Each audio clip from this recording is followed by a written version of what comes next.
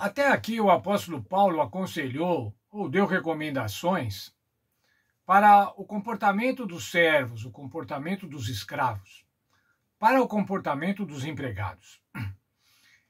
Teria o Paulo alguma coisa a dizer também para os senhores, para os patrões, para os proprietários, para aqueles que empregam pessoas, para aqueles que têm pessoas a seu serviço? No verso 8 de Efésios 6, Paulo diz o seguinte: sabendo que cada um receberá do Senhor todo o bem que tiver feito, seja escravo, seja livre. Ele já está falando aqui, olha, tanto escravos como livres vão receber do Senhor conforme o que tiverem feito. Vamos ver agora o verso 9, quando ele se dirige especialmente aos senhores. E vós, senhores, de igual modo procedei para com eles, isso é, para com os servos, com os escravos, deixando as ameaças, sabendo que o Senhor, tanto deles como vosso, está no céu, e que para com ele não há acepção de pessoas. Ou, noutra versão, esse verso diz assim: escravos e senhores têm o mesmo Deus, que trata a todos igualmente. Isso é, sem preferência de classes sociais. Quando as pessoas são empregadoras, quando elas são senhores, elas são normalmente tratadas de maneira diferente pela sociedade. As pessoas dão mais respeito, dão mais honra àqueles que têm bens, àqueles que têm propriedades, àqueles que têm empregados. Tratam de uma maneira melhor do que aqueles que são simples, que são meros empregados, ou muitas vezes quase que escravos, dependendo das relações de trabalho.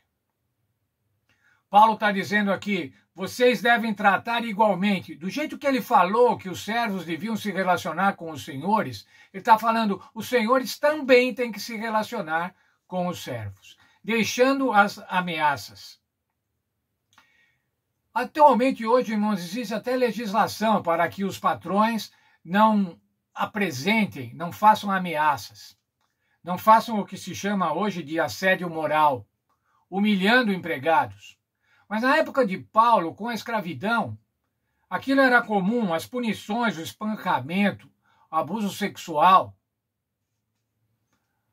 Não só na época de Paulo, em toda a época de escravidão, havia essas punições, havia essas maneiras de tratar o escravo. A venda dos escravos, a venda que muitas vezes separava famílias. Veja mais, a fome, castigos para ficar sem comida, castigos em celas solitárias, as algemas, as marcas de ferro e a morte. O apóstolo Paulo fala assim, tem que acabar com isso, deixando as ameaças. Deixando as ameaças, porque tanto os escravos como os senhores têm o mesmo Deus, que julga de maneira imparcial. Veja o texto da nossa lição. Paulo baseou suas ordens em duas motivações que chamaram os senhores de escravos a olhar além das estruturas sociais greco-romanas. Primeiro, eles e seus escravos eram escravos de um único Senhor. Todos somos escravos de Cristo, irmãos. Ao nos convertermos, nós nos tornamos escravos de Cristo. Nós nos tornamos aqueles que servem ao Senhor Jesus. Nós somos servos do Senhor Jesus. Mas ainda, o segundo ponto, o Senhor Celestial julga tudo sem parcialidade. Uma vez que seu próprio Senhor tratava os escravos em pé de igualdade com os outros, eles também deviam fazer assim. O Senhor Jesus, irmãos, o Senhor Deus Pai, trata a todos igualmente, servos e senhores, independente de classes sociais.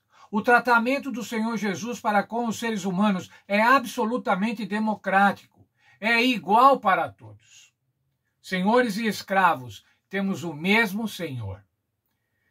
E para todos nós, seres humanos, haverá um julgamento final e imparcial, feito por esse Deus, que é o Senhor, que é o nosso Senhor, da qual nós somos escravos e servos. Conversão, irmãos, não se tratava de uma revolução social, mas de uma nova forma de entendimento espiritual.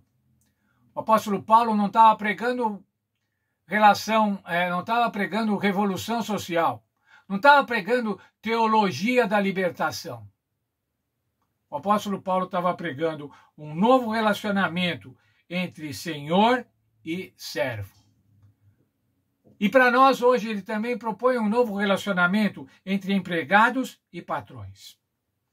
Os conselhos que estão aqui, irmãos, para o primeiro século, entre patrões e empregados, ou melhor, entre servos, escravos e senhores, é o que se propõe para nós hoje entre patrões e empregados. Você é patrão cristão, seja diferente dos outros patrões. Você é empregado cristão, seja diferente dos outros empregados, daqueles que não são cristãos. Como vimos já algumas vezes na lição dessa semana, devemos fazer as nossas coisas como a Cristo. Devemos tratar os nossos empregados como a Cristo. E você muitas vezes é empregado, mas você também é empregador.